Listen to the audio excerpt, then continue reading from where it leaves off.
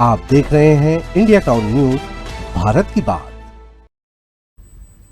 नमस्कार, आप देख रहे हैं इंडिया टाउन न्यूज और मैं हूं आपके साथ हर्षिता। स्वागत है आपका हमारे खास बुलेटिन खबरें मध्य प्रदेश की में, जहां हम आपको मध्य प्रदेश की महत्वपूर्ण खबरों से रूबरू कराएंगे। चलिए बुलेटिन की शुरुआत करते हैं। श्योपुर जिले में लोक स्वास्थ्य यांत्रिकी विभाग की लापरवाही के मामले आम हो गए हैं। विभाग में भ्रष्टाचार चरम पर है। पाइपलाइन जमीन में गाड़ने के बजाय लकड़ी के खंभों पर लटका दी गई है। यह अनोखा आविष्कार करने वाले ठेकेदार को विभाग ने पूरा भुगतान भी कर दिया है। मामला सारण आहरबानी गांव का है। यहां के भील आदिवासी परिवार जंगली जानवरों के साए में खो से पानी लाने को मजबूर है। गांव में ठेकेदार ने 2 वर्ष बीत जाने के बाद भी पानी सप्लाई शुरू कराई है। पीएम नरेंद्र मोदी के जल जीवन मिशन को पीएचई विभाग के अधिकारी पलीता लगा रहे हैं। कराहल ब्लॉक की ग्राम पंचायत गड़ेला के सारण आहरवानी ग्राम में बीते 2 वर्षों से ठेकेदार पाइपलाइन बिछाने का कार्य कर रहा है। ठेकेदार ने जमीन खोद दी है, लेकिन आज तक पाइपों को गाड़ने का काम नहीं किया गया है। सारण आहरवानी में करोड़ों रुपए की लागत से पानी की टंकी का निर्माण शुरू किया गया था। अधिकारियों और ठेकेदार ने की उपेक्षा के कारण यह काम बीच में ही बंद हो गया।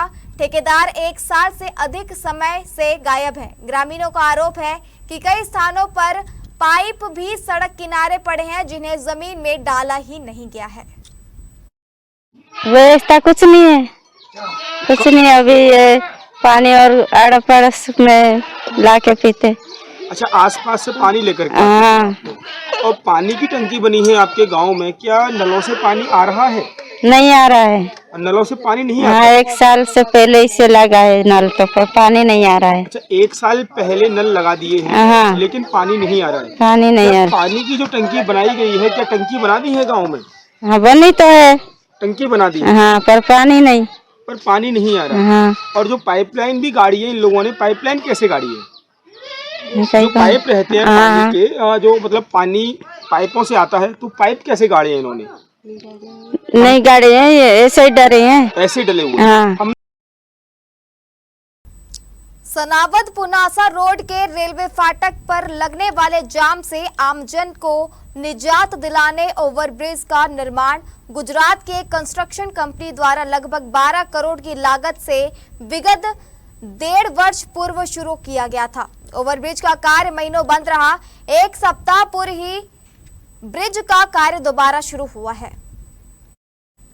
ब्रिज की दोनों दिशाओं की अप्रोच बनकर तैयार है। एमएच कनेसिया कंस्ट्रक्शन के दिनेश रघुवंशी ने बताया कि आगामी 1.5 माह में ब्रिज पर स्लेब का कार्य पूर्ण हो जाएगा। दोनों दिशाओं की अप्रोच बना दी गई है। उम्मीद है कि ब्रिज का निर्माण जल्द पूर्ण हो जाएगा। ओमकारेश्वर जाने वाले तीर्थयात्रियों और सिंगाजी थर्मल पावर प्लांट से राखड़ परिवहन करने वाले बलकरों और डंपरों का आवागमन भी शहर से बाहर इसी मार्ग से होगा। पुनासा रोड पर जो कि बनने वाला रेलवे का ओवरब्रिज अब बनकर तैयार होने की स्थिति में है। स्लेब सिर्फ डलना बाकी है, गार्डरें डल चुकी है, दोनों तरफ अप्रोच बन चुकी है। अब लोगों को पुनासा रोड के ऊपर जो जाम लगता था उससे निजात मिल जाएगी, क्योंकि ये वो भी 1 से 1.5 महीने के अंदर बनकर तैयार हो जाएगा और यहाँ से यातायात शुरू हो जाएगा। इस यातायात के शुरू होने से ओमकारेश्वर की तरफ जाने वाले यात्रियों को तो सुविधा मिलेगी, परंतु बलकर और डंपर जो कि पुनासा रोड से इस क्षेत्र में आते हैं, उनको भी अब यहाँ से सही रास्ता मिल जाएगा और वो शहर के बाहर से निकलेंगे, जिससे लोगों को जाम से निजात मिलेगी। कैमरा पर्सन गुफरान कप्तान के साथ आशिक अली, इंडिया टाउन न्यूज। ये सर गुजरात हिम्मत नगर साबरकांठा डिस्ट्रिक्ट। क्या नाम है इसका? एमएच कनेसिया। सर, ये जो ओबी बना रहे हैं आप, यहाँ पर अभी हाल इसका निर्माण कार्य सर, और कितना समय लगेगा? इसमें करीबन 1 से 1.5 महीना का टाइम लगेगा। अभी 1-1.5 महीने जी। दोनों तरफ की अप्रोच तो बन गई है जी। इसके अंदर आपने गार्डर भी डाल दी है, तो इसकी स्लेब डलना बाकी है। तो अब ये काम के अंदर कोई रुकावट नहीं है? कोई रुकावट नहीं सर। अब स्लेब जैसे डालेंगे उसको तुरंत चालू नहीं कर देंगे, उसका क्यूरिंग वगैरह होगा तो एक से टेस्ट भी वगैरह होगा तो 1 से 1.5 महीने में कंप्लीट हो जाएगा। ये कहा जाए कि जून जुलाई या अगस्त के अंदर स्टार्ट हो जाएगा ये पूरा, सारे जुलाई में स्टार्ट हो जाएगा। मध्य प्रदेश के मुख्यमंत्री डॉक्टर मोहन यादव आज शाजापुर जिले के प्रवास पर रहे। मुख्यमंत्री ने जहां प्रशासनिक और जमीनी व्यवस्थाओं का जायजा लिया, वहीं वे सहज और सरल अंदाज में एक ग्रामीण परिवार के विवाह समारोह में भी शामिल हुए। हेलीपैड से मुख्यमंत्री का काफिला सीधे गेहूं खरीदी केंद्र पहुंचा। यहां उन्होंने उपार्जन व्यवस्थाओं का निरीक्षण कर किसानों से संवाद किया और उनकी समस्याओं को जाना। मुख्यमंत्री ने अधिकारियों को निर्देश दिए कि किसानों को उपज बेचने में किसी भी प्रकार की परेशानी नहीं होनी चाहिए। इससे पहले मुख्यमंत्री रास्ते के गांव में चल रहे विवाह समारोह में जा पहुंचे, जिससे वहां मौजूद लोग हतप्रभ रह गए। डॉक्टर यादव ने नव दंपति के सुखद जीवन की शुभकामनाएं दी। मीडिया से चर्चा करते हुए डॉक्टर मोहन यादव ने विपक्ष पर तीखा हमला बोला।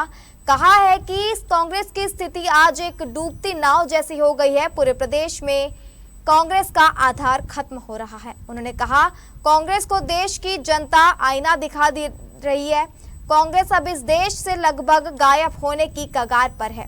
जो भी दल या नेता कांग्रेस के साथ जा रहे हैं, उनका भी सुपड़ा साफ हो रहा है। उन्होंने कहा कि कांग्रेस ने अपने शासनकाल में जो किया, आज उसे वही भुगतना पड़ रहा है। उनके पास हमारी सरकार से प्रश्न उठाने का कोई नैतिक अधिकार नहीं है। किसानों के मुद्दे पर मुख्यमंत्री ने सरकार की प्रतिबद्धता दोहराते हुए कहा कि प्रदेश सरकार हर किसान का गेहूं खरीदने के लिए तैयार है। मुख्यमंत्री ने जानकारी दी कि पिछली बार गेहूं खरीदी का लक्ष्य 75 लाख मैट्रिक टन था, जिससे इस बार बढ़ाकर 100 लाख मैट्रिक टन कर दिया गया है। वर्तमान में गेहूं खरीदी की अंतिम तिथि 9 मई है। यदि आवश्यकता पड़ी तो किसानों की सुविधा के लिए इस तारीख को और आगे भी बढ़ाया जाएगा। बहुत अच्छा लगा। हमारे यहाँ श्री हमारे गुरुदेव भगवान कमल किशोर के आश्रम पे श्री जजमान हमारे प्रभु जी नागर द्वारा कथा हो रही है। उनके कार्यक्रम में श्री मोहन जी यादव हमारे पधारे और हमारे यहाँ पे कुछ कार्यक्रम निकल रहा था, जो शादी का समारोह था, इसमें उन्होंने आकर रुक कर हमें आशीर्वाद दिया। बहुत बहुत अच्छा लगा। हमारा गुरुदेव का आशीर्वाद हमारे ऊपर बना रहे। बहुत बहुत धन्यवाद। बैठता है उसका सबका अंत क्या होता है, ये हाल कांग्रेस का है। लेकिन मैं समझता हूँ कि कोई बात नहीं, ये तो जैसी करनी वैसी भरनी। हम उम्मीद करेंगे यशस्वी प्रधानमंत्री के नेतृत्व में जैसे देश आगे बढ़ा। मैं माननीय प्रधानमंत्री को धन्यवाद देना चाहूँगा, जिनके माध्यम से प्रदेश सरकार को पिछली बार से भी कई गुना ज़्यादा खरीदी का लक्ष्य मिला है।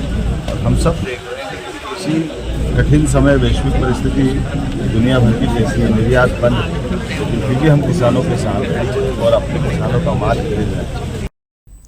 बड़वा के ग्राम कटघड़ा में गुरुवार सुबह 15 साल की लड़की 160 फीट ऊंचे मोबाइल टावर पर चढ़ गई। लड़की अपने नाबालिग प्रेम की सगाई और कहीं होने से नाराज थी। करीब 1.5 घंटे तक चले हाई वोल्टेज ड्रामे के बाद लड़की के जीजाजी टावर पर चढ़े और उसे सुरक्षित नीचे लेकर आए। नाबालिग लड़की गांव के ही युवक से प्रेम करती थी, लेकिन युवक की सगाई कहीं और तय हो गई। इसी बात से आहत होकर लड़की सुबह करीब 9:30 बजे टावर पर चढ़ गई। स्थानीय लोगों ने बताया कि कुछ दिन पहले भी उसने जहर खाकर जान देने की कोशिश की थी। नीचे परिजनों का रो रो कर बुरा हाल था। एसडीएम सत्यनारायण दर्रो और बड़वा पुलिस ने मौके पर पहुंचकर घंटों समझाइश दी, लेकिन लड़की टस से मस नहीं हुई। आखिर में लड़की के जीजाजी अपनी जान जोखिम में डालकर टावर पर चढ़े। उनके साथ टावर कंपनी का कर्मचारी भी था। ऊपर काफी देर तक समझाने के बाद लड़की नीचे उतरने को तैयार हुई, मगर लड़की की डिमांड करने लगी कि लड़के को बुलाया जाए। लड़का आया भी और वह उसे उतारने का प्रयास करने लगा। इसी बीच लड़की के परिजनों ने उसकी पिटाई कर दी। माहौल खराब हो गया। इसके पहले ग्रामीणों ने लड़के को वहां से रवाना कर दिया। मेरे गांव में एक घटना हो गई थी। एक लड़की टावर पे चढ़ गई थी ऊपर, तो हलचल हुई। बोले एक लड़की टावर पे चढ़ गई। जैसे आया टावर पे देखा लड़की भी ने, फिर सर को फोन लगाया थाने पे फोन लगाया। 100 नंबर गाड़ी आई है, वो सर की सूख करके उतार के लेके चले गए। अच्छा, कहाँ की रहने वाली लड़की? ये यही की है, कटघड़ा की है। कितने साल की हो? ये 15, 16, 17 साल की हो गई। नाबालिग की है सर वो तो। कितने बजे चढ़ी थी? ये करीबन 9:30 के बजे, 9:30 बजे। कितनी देर रही ऊपर? ये कम से कम 1 से 1.5 घंटा हो गया उसको। अच्छा, क्या लड़की की डिमांड क्या थी? अब लड़की की डिमांड तो वो तो उसको ही पूछना पड़ेगा सर, उसको अभी ऐसे कैसे बताएंगे वो क्या है क्या नहीं मैटर। अब अपने तो उसको पूछा नहीं है कि क्या मैटर है आपका बेटा।